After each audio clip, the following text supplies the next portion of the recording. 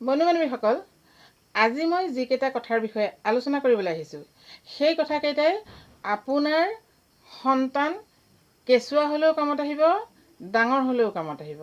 কিয়নো যদি কেঁচুৱা হৈছে এই কথাকেইটা তেওঁলোকে জানিব লাগে, আৰু যদি ডাঙৰ হৈছে তেতিয়া আপোনাৰ সন্তানে চাকৰিৰ কাৰণে যি এক্সাম দি থাকে সেই এক্সামসমূহত এই কুৱেশ্যনবোৰ আহে।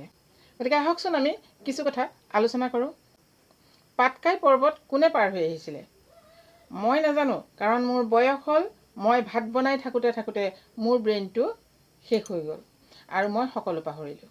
গতিকে মই এতিয়া যেনেকৈ মনত পেলাইছোঁ তেনেকৈ যিসকল ছাত্ৰ ছাত্ৰীয়ে এই এক্সামসমূহ দিবলৈ গৈ আছে, ADRE হওক যিয়েই হওক, তেওঁলোকেও এইখিনি খুচৰি চাব লাগিব। গতিকে মোৰ ভিডিঅ' যদি আপোনালোকে চাই থয় তেতিয়া তেওঁলোকক ইয়াৰ বিষয়ে ক'ব পাৰিব বা ভিডিঅ'টো শ্বেয়াৰ কৰি দিব, তেওঁলোকে চাই ল'ব।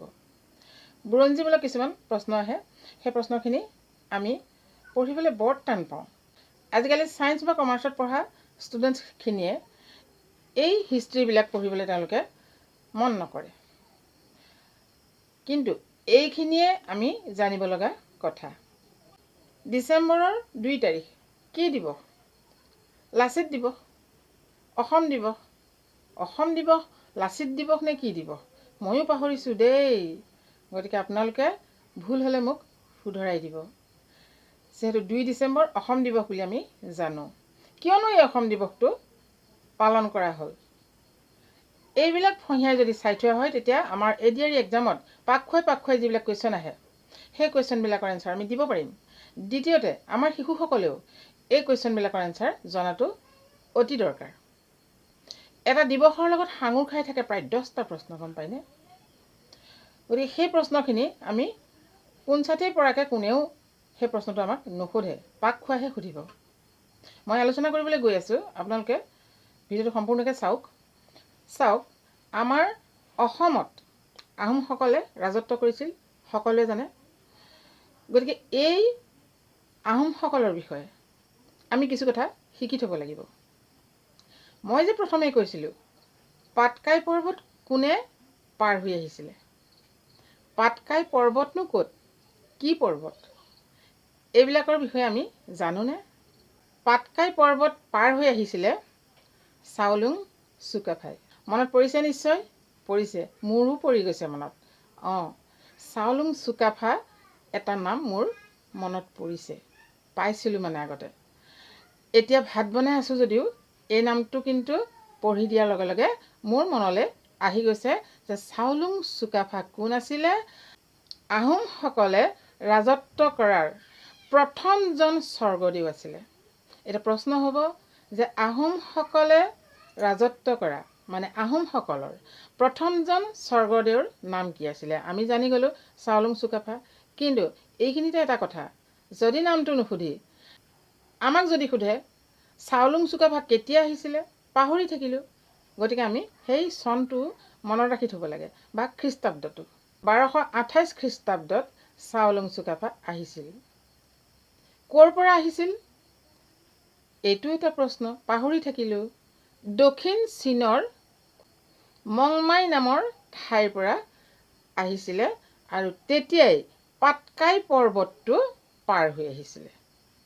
নিশ্চয় ইয়াতে কেইবাটাও প্ৰশ্ন হ'ল, তাৰপিছত শুনি যাব, লাষ্টলৈকে শুনি যাব, বহুত কথা আছে। পাটকাই পৰ্বত পাৰ হৈ আহিয়ে চুকাফাই আহোম সাম্ৰাজ্য প্ৰতিষ্ঠা কৰিছিলে। নিশ্চয় এই কুৱেশ্যনকেইটা আমাৰ মনত ৰৈ যাব এনেকৈ যদি পঢ়োঁ।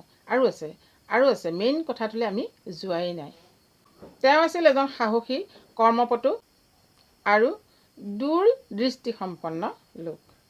এতিয়া কথা হ'ল এই যে অসম দিৱসটো আমাৰ পতা হয় 2 ডিচেম্বৰ তাৰিখে, মই আগতে এজন ব্যক্তিৰ নাম কৈছিলোঁ, লাচিত দিৱস পাতোঁ। লাচিত দিৱস নেকি অসম দিৱসৰ দিনা? আমাৰ কনফিউজ হৈ যায়। চাওক, এই কনফিউজটো মই আজি আপোনালোকক কনফাৰ্ম কৰি দিছোঁ।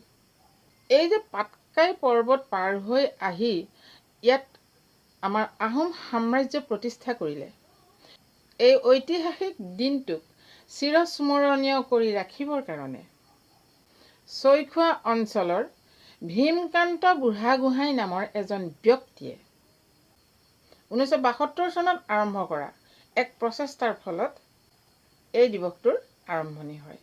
চাওলুং চুকাফাৰ স্মৃতিতে এই দিৱসটো পালন কৰি অহা হৈছে, মানে অসম দিৱসটো পালন কৰি অহা হৈছে। সেইকাৰণে আমি অসম দিৱসক আমি চুকাফা দিৱস বুলিও কওঁ। আৰু এই চুকাফা দিৱসকে অসম চৰকাৰে অসম দিৱস বুলি নামাকৰণ কৰিছে। নিশ্চয় এতিয়া মনত ৰ'ল। গতিকে অসম দিৱস 2 ডিচেম্বৰ লাচিত দিৱস নহয়, গান্ধী জয়ন্তী নহয়, কি দিৱস? চুকাফা দিৱস। চাওলুং চুকাফা। অসম দিৱসটো হৈছে চুকাফা দিৱস। নিশ্চয় তোমালোকৰ মনত ৰ'ব। ইয়াৰ ভিতৰত যিখিনি কুৱেশ্যন আহিব সেইখিনি কুৱেশ্যন তোমালোকে পাৰিবা। আৰু মই ইয়াৰ বিষয়ে কোৱাৰ কাৰণ এইটোৱে, বৰ্তমান যিখিনি ল'ৰা ছোৱালীয়ে পঢ়া শুনা কৰি বিভিন্ন ধৰণৰ এণ্ট্ৰেঞ্চ দি আছে, তেওঁলোকৰ ইয়াৰ বিষয়ত যথেষ্ট অভিজ্ঞতা থকাৰ প্ৰয়োজন। আৰু পঢ়ি পঢ়ি তেওঁলোকৰ আমনি লাগিছে। গতিকে এনেধৰণে যদি এটা ভিডিঅ' আকাৰত আমি কুৱেশ্যনখিনি চাই যাওঁ, তেতিয়া আমাৰ অতি সহজে মনত ৰ'ব। বাকী আমাৰ উঠি অহা কণ ভাইটি ভণ্টিসকলৰ কাৰণেও এইখিনি বৰ দৰকাৰী কথা, জানিবলগীয়া কথা। সেইকাৰণে মই ভিডিঅ' আকাৰত আচলতে বনালোঁ। এতিয়া যিটো যুগ হৈছে, এই যুগত মানে আমাক চাকৰি এটা লাগে। ইমান কষ্ট কৰি পঢ়া শুনা কৰি 3টা ষ্ট্ৰীমৰ ভিতৰত যিকোনো এটা ষ্ট্ৰীমত পঢ়ি ল'ৰা ছোৱালীয়ে কি কৰিছে, কেৱল পইচাৰ কাৰণে হাবাথুৰি খাই ফুৰিছে। কিছু লোকে চাকৰি পাইছে, বহুতে পাইছে চাকৰি, আপোনালোকে গম পাইছে। কিন্তু যিসকলে বৰ্তমানো পৰীক্ষা দিবলৈ বিচাৰি ফুৰিছে, তেওঁলোকৰ কাৰণে এনেকুৱা ধৰণৰ কুৱেশ্যনবিলাক বৰ প্ৰয়োজন হৈছে। গতিকে আপোনালোকক যদি এনেধৰণৰ কুৱেশ্যন লাগে, তেন্তে মোৰ চেনেলটো ছাবস্ক্ৰাইব কৰি থ'ব আৰু কমেণ্ট কৰিব। মই ইতিমধ্যে এইবিলাকৰ বিষয়ে কিছু কথা আলোচনা আপোনালোকৰ আগত কৰি ভিডিঅ' দি যাম। ভিডিঅ'টো কেনে পালে জনাব। নেক্সট ভিডিঅ'ত লগ পাম। ধন্যবাদ।